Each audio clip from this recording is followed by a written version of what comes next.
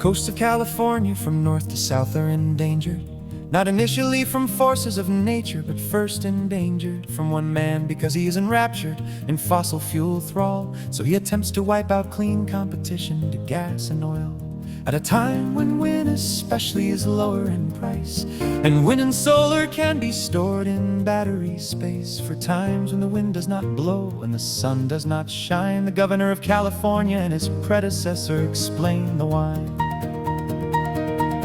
of presidential lawsuits piling up as distraction from midterm elections, also explainable as presidential financial scandal distractions. Does the president truly believe that because Sable fixed the spill 11 years ago, that oil spills will not happen in the future, or until the end of time we can forget that oil pollutes our air as well as water? Does the president truly believe in invoking the Defense Production Act,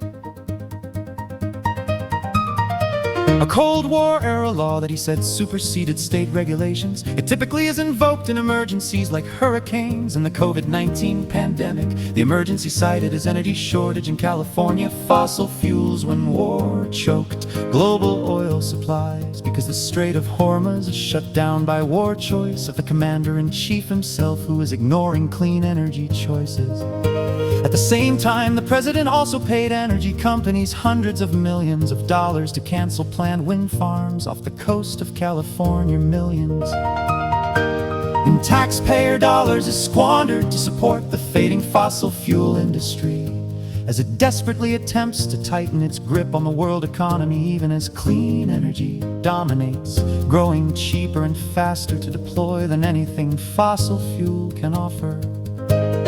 A second presidential plan calls for up to 6 oil and gas lease sales in California waters, including off Santa Barbara, where a 1969 oil spill galvanized the modern environmental movement. At least 6 presidential federal agencies are working to undermine California efforts to pivot away from fossil fuels. Last week, the Presidential National Oceanic and Atmospheric Administration, meant to manage oceans, atmosphere, and climate, was subverted to instead to simply do the opposite and deliberately work against those aims.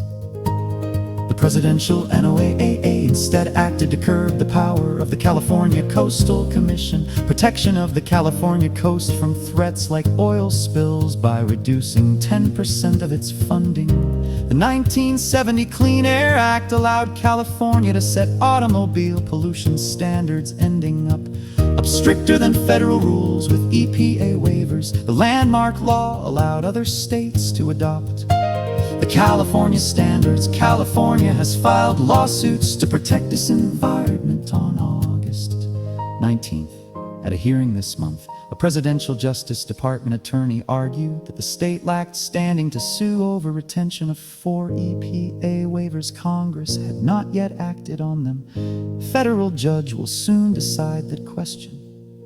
The outcome of these legal battles could dictate the types of gas-powered vehicles available at dealerships nationwide. Rattled, the Presidential Energy Department announced $75 million for a new coal export terminal in Oakland, California. The president stopped wind farm clean energy projects with taxpayer money payoffs.